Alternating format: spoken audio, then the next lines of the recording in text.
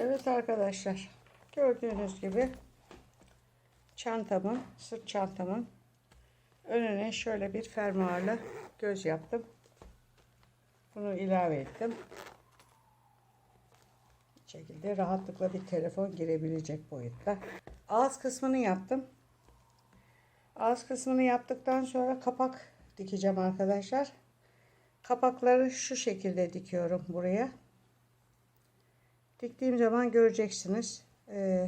Şöyle dikeceğim. İğnem burada. Şu baştan başlıyorum dikmeye. Şöyle tersten. Şimdi şu sapların şu kısımlarını, yani daha doğrusu kapağın şu uç kısımlarını nasıl kapatıldığını gösterdim size. Bu şekilde dikmeye başlıyorum. Bu dikmemiz arkadaşlar bildiğimiz dikme. Yani herhangi bir özelliği olan bir şey değil. Zikzak olarak şöyle dikeceğiz.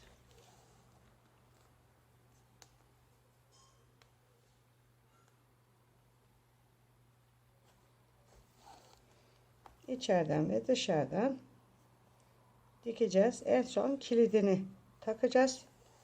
Kilidini taktıktan sonra da arkadaşlar saplarını ayarlayacağız. Ve sırt çantamız bitmiş oldu. Arkadaşlar bu video 3 bölüm halinde olacak zannediyorum.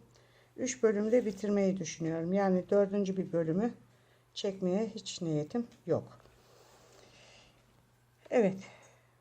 Videoyu fazla uzatmamak adına arkadaşlar şu başa kadar şöyle dikeceğim. Şurayı şuradan gelecek. Bakın şu vaziyette. Şuraya kadar dikeceğim. Ondan sonra bunu koyacağım.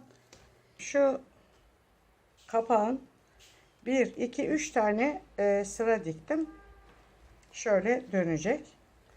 Bir sırayı iptal ettim arkadaşlar. Bir sırayı dikmeyeceğim. Şimdi genelde bu kapağı dikerken şöyle dikiyoruz ya arkadaşlar. Bu şekilde dikmiyorum. Düz gelmesi için kenarlarının, şu kenarlarının düz gelmesi için böyle dikmiyorum. Şöyle dikeceğim. Ki bu çantanın kapakları düz gelsin. Şu vaziyette dikiyorum arkadaşlar bunu. Bunu böyle dikeceğim. Bakın. Şunu böyle dikeceğim. Şu kenarlarını gördüğünüz gibi kapattım. Bunu size göstermiştim. Bunu böyle dikeceğim. Bunu da böyle dikeceğim. Ayrıca bunu arkadaşlar şöyle bir şu kısmının böyle kalmasını istemiyorum. Şöyle kırtıklı olmasın. Düz olsun istediğim için de şöyle bir işlem yaptım. Bunu da size göstereyim nasıl yaptığımı. Şunu. Bunun uç kısmını düzeltmek için şöyle yapıyorum arkadaşlar. Şöyle alayım şunu şuradan şu vaziyette içine sokuyorum. Bakın bunu nasıl yaptığımı da size anlatayım. Şu var ya arkadaşlar bizim katladığımız kağıt. Bu kağıdı şu vaziyette tutuyoruz. Şöyle. Tam şu orta kısmını belirliyoruz. Şöyle. Şunu şöyle katlıyorum arkadaşlar. Bakın şu ortaya gelecek şekilde şu vaziyette burayı kırıyorum. Şöyle oluyor. Şöyle. Sonra diğerini aynı şekilde şöyle kırıyorum. Ortaya gelecek şekilde. Şöyle bir şekil alıyor. Bakın. Şöyle bir şekil alıyor. Şimdi arkadaşlar bunu şöyle kıvırırsak şu vaziyette şu katlar gözükür. Görüyor musunuz? Bu katların gözükmemesi için bunu şu vaziyette katlıyorum. Şöyle. Bakın. Şu kısım düz, tertemiz gözüküyor. Şu kısım zaten bizim şeydeki şuralar. Şimdi bunu şöyle tutuyorum arkadaşlar. Şuradan içeriye sokuyorum. Şu vaziyette içine soktum. Bakın. Gördünüz mü arkadaşlar? Bakın. Ve çantanın şu ağız kısmının şu kısmı da böylece düz olmuş oldu. Şurası şöyle. Şimdi arkadaşlar bunu dikmeye başlıyorum. Şöyle yapacağım. Aynı yolda diğerlerini diktiğim gibi bunu da dikmeye devam ediyorum. Şöyle.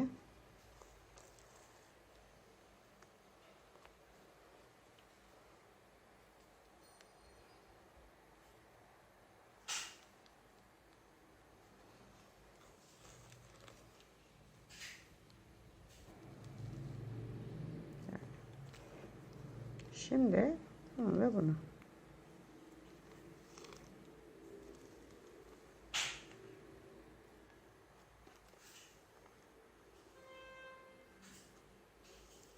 Evet arkadaşlar, bütün katları dikeceğim. Ondan sonra kilidini takacağım.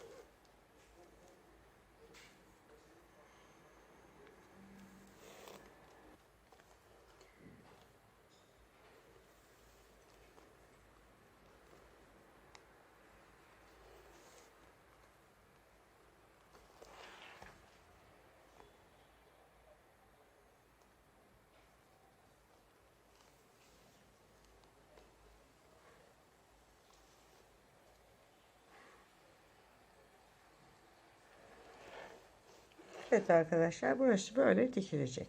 Ondan sonra bunu dikeceğim. Sonra bunu dikeceğim. En son bunu dikeceğim. Şöyle. Şöyle kapağım. Son sırasını dikeceğim. Şuraya şöyle. Bu şekilde tutuyorum. Ve çantam bitiyor. Şunları nasıl yaptığımı size anlattım arkadaşlar. Bunları da dikeceğim. Bunları da tutturacağım. Şu kısımları da tutturacağım. Ama önce şu ana gövdeyi tutturayım. Ana gövdeyi tutturmak da yine bizim bildiğimiz yol arkadaşlar. Değişen bir şey olmuyor.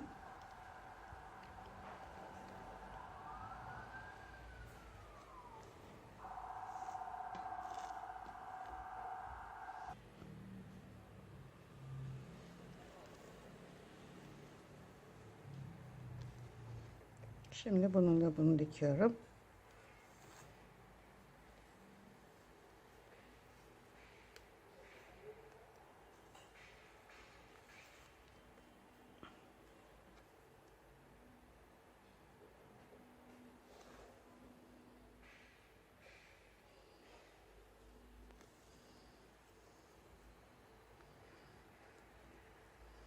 Evet, kilitlerini de taktıktan sonra çantanın saplarını takacağım ve videom bitecek. Burayı böyle sıkıca dikeceğiz. Bu sırt çantasının videoları arkadaşlar 3 tane oldu. Çantanın sapını dikmeyi falan göstermeyeceğim. Artık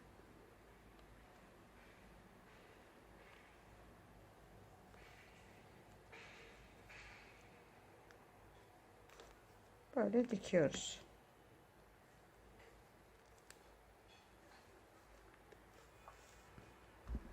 Kilit takımını da takmayı da göstermiyorum arkadaşlar. Onlarla ilgili zaten birçok video yaptım.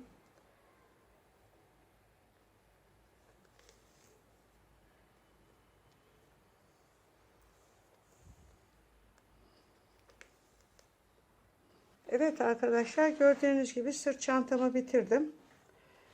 Böyle ön tarafında güzel bir göz yaptım. Bir telefon girecek boyutta. Şöyle bir tutamak yaptım. Bu kare şeklindeki tutamağın arkadaşlar ne şekilde yapıldığını da bir video ile sizinle paylaşacağım. Takipte kalırsanız bunu da görürsünüz. Şu şekilde mıknatıslı kilit yaptım arkadaşlar. Şurada gözükmesin diye, metal kısmı gözükmesin diye şöyle bir çiçek koydum. Arka tarafında da arkadaşlar sırt çantasına omuza asmak için bu şekilde